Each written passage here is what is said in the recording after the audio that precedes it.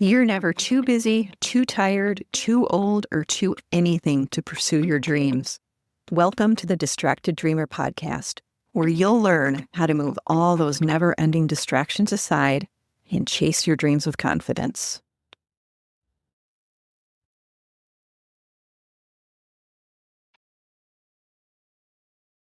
Well, hello, my friend. Welcome back to the Distracted Dreamer.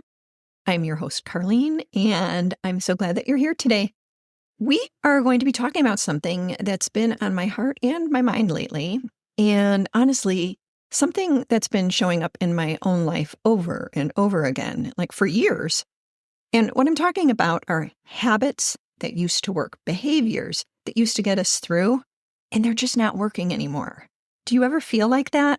Like the way you used to eat, or move, or budget, or plan, or even dream, just functioning. It just doesn't feel right anymore. Or worse, maybe it feels like it's actively working against you. Well, first, I want to tell you, you are not alone. This is a real honest part of midlife or the second half of life, and no one really prepares you for it. So today, we're not talking about how to build habits. We've all seen enough of those tips, right? Today, we're talking about what happens when the systems and the routines that used to fit, well, they just don't anymore. And what it means to let go of the old stuff and start showing up for who you are and where you are right now. So let me tell you a little story about when this all started clicking for me. I remember the shift. I was in my 40s. I was in perimenopause. I didn't feel like myself at all. I was gaining weight for no reason. I was exhausted, foggy, and nothing was working. It was like, okay, what is happening? So I went to talk to a health and wellness coach, and I expected a long list of things I needed to start or stop doing. But instead, after I told her everything, what I was eating, how I was moving, how I was sleeping, she just paused and said, you're in a different place now. The things that used to work don't work for you anymore. And something about that just landed really hard because it wasn't about blame and it wasn't even about fixing anything. It was just about recognizing that my life and my body and my mind had evolved. And I had a choice. I could try to keep operating like I did 10 years ago and fight that constant resistance, or I could choose to shift, but in a very gentle, intentional way that actually works for who I am now. In that moment, it gave me permission to stop trying to go back and start figuring out how to move forward.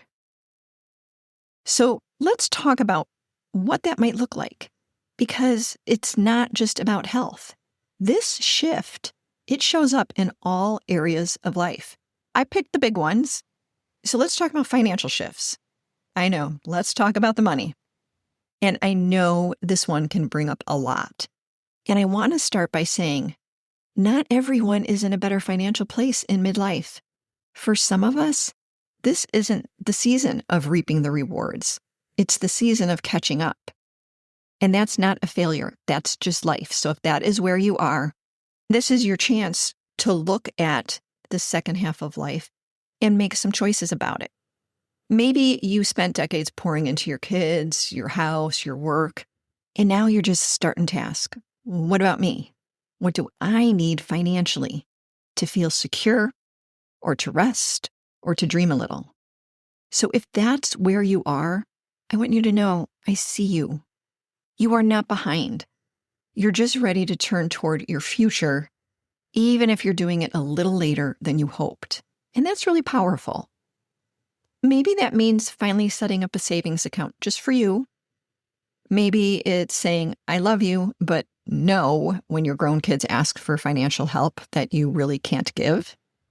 Maybe it's skipping the guilt and making your first ever appointment with a financial advisor, someone who can help you look at the whole picture and say, here's where you are.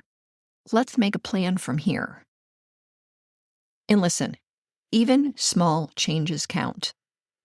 Maybe it's automating a tiny amount of money to go into savings each month. Maybe it's canceling subscriptions you forgot about. Maybe it's about doing some meal planning to cut down on takeout, or finally learning about that 401k that you've been ignoring because it just feels too overwhelming. So you are not expected to fix everything overnight, but you can start building new habits from where you are right now. Now, maybe you're in a different place where the investments you've made over the years, whether that's literal financial investments or just all the hard work that you've put in, are starting to pay off. And suddenly you have some freedom. You have some options. And if you are in a more stable place financially, then maybe this is your moment to dream a little, to book the trip, to start the hobby. For me, it looked like finally replacing my 11-year-old Toyota. She had a really good run and she served me well, but I guess it was time to say goodbye. But you just want to make sure that your habits match your current reality, not the scarcity mindset you lived in 10 or 20 years ago, because we carry that stuff with us because, it's a habit. And sometimes we don't even realize it. So wherever you're standing, whether you're playing catch up or you're finally exhaling a little, just ask yourself, what does financial care look like for me in this season? Not just care for everyone else, but care for me. Okay, now let's shift into career transitions. Because for many of us, this is the season when we start asking, what's next? Maybe you've stepped away from the thing you built your whole life around. Or maybe you're thinking about stepping away. And that can feel really exciting. But it can also feel really scary. Because for so long, our work has been about responsibility, about providing, about raising families, about paying bills, doing what needed to be done. But now you might be asking, what would it look like to do something just because I love it? What does that look like for you? Something that brings you joy or purpose, or maybe even a little bit of peace. I want to share a story about my husband because he was and still is a great provider to our family financially. And he did not have very many options because of that responsibility. So he was never able to go explore. So as a woman, if you have felt that weight also, I think his story will resonate with you. So he worked in supply chain for McDonald's for 28 years, an entire career. And when he retired, he had to figure out what was next. Not what he had to do, but what he wanted to do. And now he's the VP of supply chain at a food bank here in Tennessee. And what's so cool is he's using everything he learned from working in one of the most efficient supply chains in the world and helping redesign how food gets to the people who need it most. It's literally changing the entire system. And you know what? It lights him up. And it's so good to see that when he comes home at the end of the day. He doesn't have the stress that he used to have. He's actually excited about what he's doing. After Christmas dinner this past year, we were going around the table like we always do, and we were talking about what we were proud of from the year and what we were looking forward to in 2026. And he said, Car, if you don't mind, I'd really like to keep doing what I'm doing. I'm helping people like I never thought I could, and it feels good. And I love the people I work with. They have such big hearts, and they make such a difference. And I was like, of course, you keep going. You do that. You don't need to ask permission. Keep going. And honestly, what a gift for him to feel that kind of purpose beyond a paycheck and for the people he's helping, because his experience is now in service of something that's deeply meaningful to him. So I want you to think about that. If you're at a crossroads, could this be the season that you say yes to something new? Maybe it's something small. Maybe it's something you can do locally or creatively, or maybe it's just something that's kind of light and fun. Or maybe it is something big, a dream that you've been holding on to for years. The point is, it doesn't have to look like what came before, and it doesn't have to make sense to anyone but you. It doesn't have to be like, oh, this is the next most logical step for me. Forget logic. What I want you to do is I want you to ask yourself, what would I love to wake up to? What would make me feel useful and connected and alive? Because this season, it isn't an ending, and it might be the most meaningful beginning that you've ever had. Just think about that. Okay, let's take a deep breath because we are going to talk about our bodies. They have changed and they are continuing to change. And that's not a flaw. It's just part of being a woman in this beautiful, messy midlife space. So instead of fighting it, what would it look like to work with it? We know we need more weight-bearing exercise now. It protects our bones. We know sleep isn't what it used to be. And maybe that means no screens before bed. Maybe it means talking to your doctor about some supplements. And yes, advocating for yourself. If your doctor isn't listening to your needs, find one who will. Move on and find one who will. And then there's our food and nutrition. I've had to adjust here too.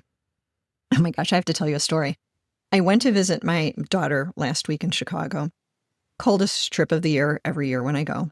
And we always celebrate her birthday together. We do a spa day and we have like all these wonderful fun talks at night, sitting on the couch. And we both just love it. And this year, I indulged a little bit. I'm talking deep dish pizza, Portillo's hot dogs, delicious, all the good stuff. And then the Bloody Mary when I was out with a friend. It was my first drink in over a year, and it was so tempting. But y'all, my Oura Ring basically screamed at me the next morning. My readiness score was at an all-time low. I felt terrible. And it was such a reminder. My body doesn't bounce back like it used to. And that's okay. But I have to honor that. After I woke up that morning, I was like, I need to reset. I front-loaded with protein. I skipped the alcohol. And I felt so much better. So my question for you is, what habits would support your body better now? It might be habits around your sleep, habits around your movement, how you exercise, or it might be about giving up the things that you used to love that were such a treat. I know this is so hard. It's so hard to give up the things that we love, even though they make us feel bad. But if they don't make you feel good, you just have to make a choice. Take some time to pay attention to what's going on for yourself physically, and things that you can control them. All right, let's move on and talk about relationships in midlife because they are shifting. There are two relationships that I want to talk about here. One is our relationship with our now grown kids. What does that look like? Because it's very different from parent-child. These are now adult-to-adult relationships. And the other relationship is the relationship with our parents, where the tables turn. It completely flips. And we find ourselves parenting our parents. Let's start with our kids. So the other day, one of mine called to vent about work, and I'm in full mom mode. I've got advice. I've got insight. I've got a whole TED Talk locked and loaded. And then I hear it in my head. Stop. You don't need to fix it. She just needs to talk through it. So I slowly back away from the advice, and I just go into listening mode. Because here's the thing. They're not kids anymore. They're grown. They're adults. And they're navigating real life, and they're doing a great job. And they don't need us to swoop in with a solution unless they ask. Sometimes they just need us to listen without turning it into a lecture or a self-help TED Talk. I am still working on that. Think about what your kids need right now and always pause in the conversation. If you're going to give advice, ask permission to give advice. If you want to give your perspective or share a story, ask permission. Can I share a story with you? I do that in my coaching sessions with my clients, and it's very respectful. And honestly, nobody has ever said, no, don't do that. Okay, let's move on to the relationship with our parents as they're aging. My mom recently texted me, and every single word was in all caps. It's just so funny. I'm like, you're yelling at me right now through text. And I thought something was wrong, and it turns out she was asking me for some help with her printer. Okay, I'm in Tennessee. She's in Illinois, so I'm thinking, Oh, okay. And she doesn't have like the same kind of phone as me, so we couldn't FaceTime or anything. So I'm trying to get information from her. I don't know. You've probably been in the same position.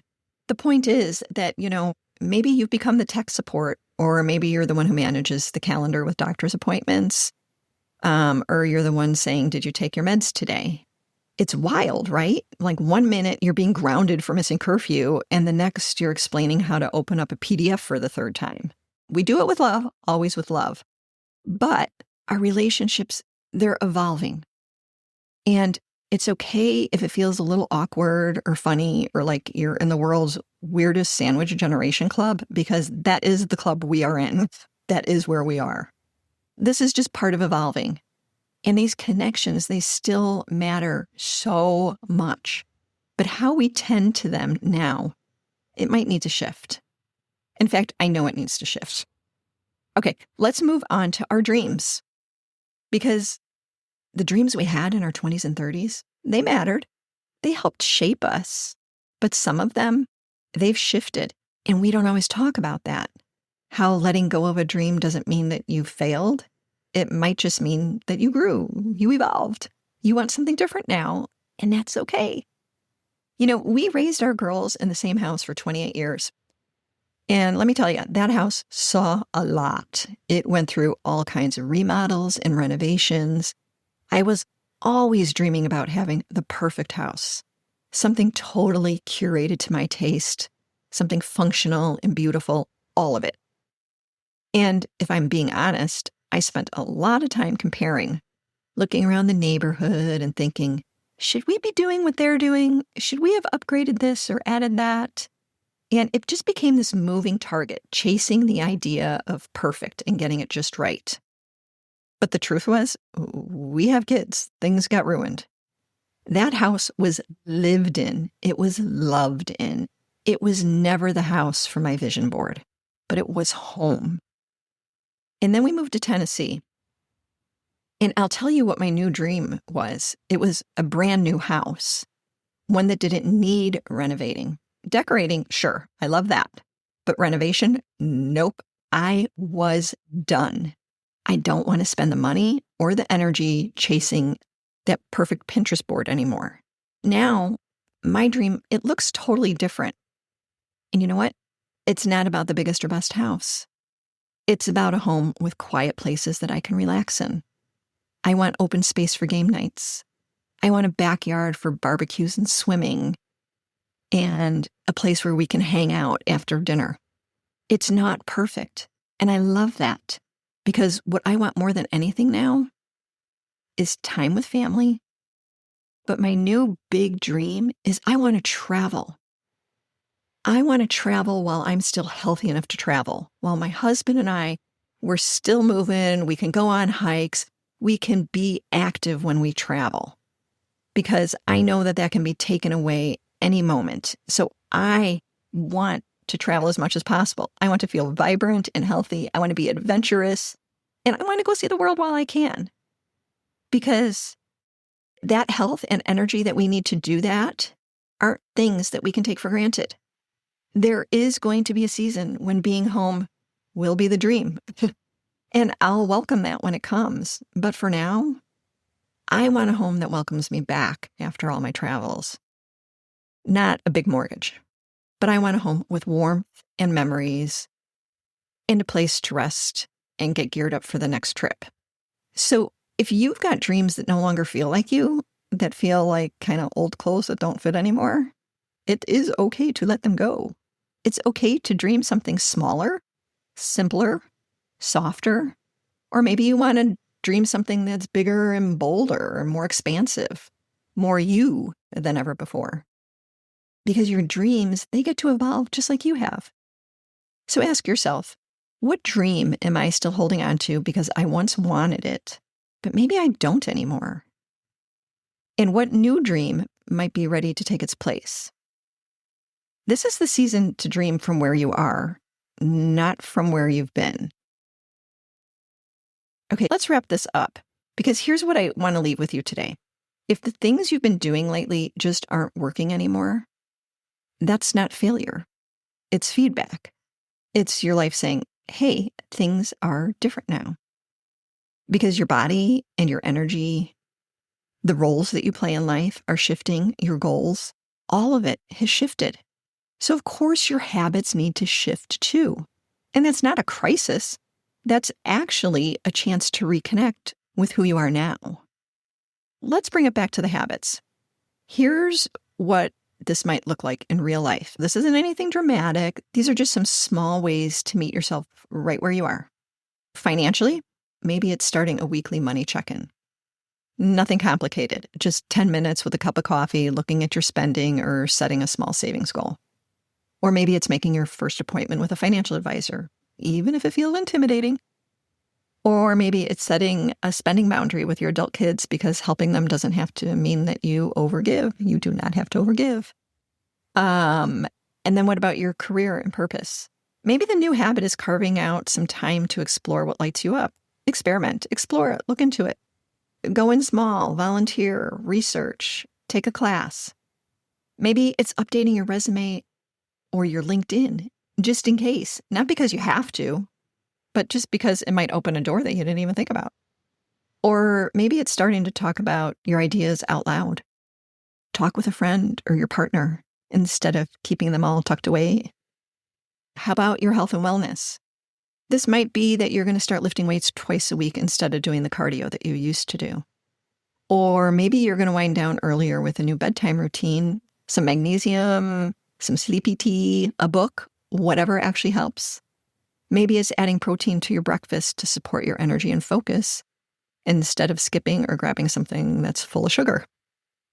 Or maybe it could be tracking how alcohol, sugar, or sleep really affect you and adjusting those with kindness, not restriction. All right, what about your relationships? Maybe the new habit is pausing before offering advice to your adult kids and asking, do you want support or someone to listen? Maybe it's checking in on your parents once a week, not out of guilt, but just to stay connected.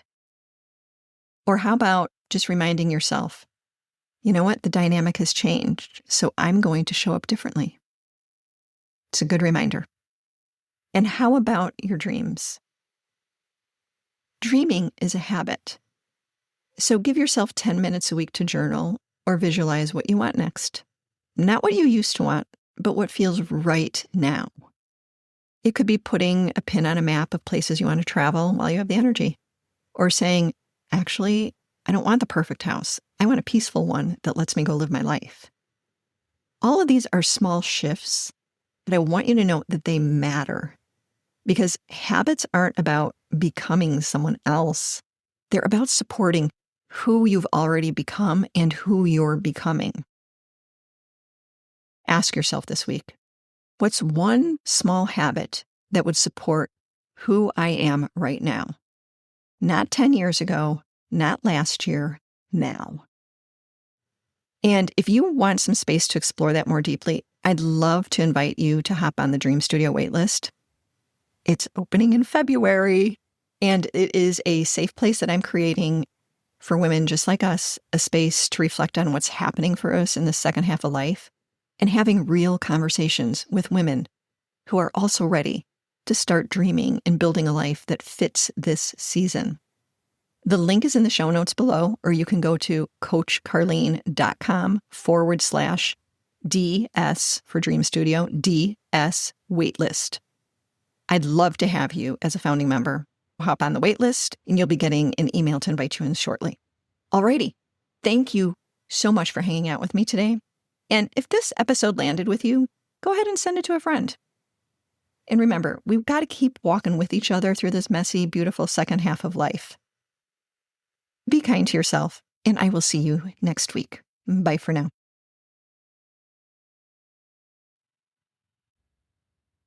Oh, and one more thing. This is the legal language. You know, the stuff that the lawyers put together, and they say that I need to read this to you. So here we go. This podcast is presented solely for educational and entertainment purposes. I'm just your friend. I'm not a licensed therapist.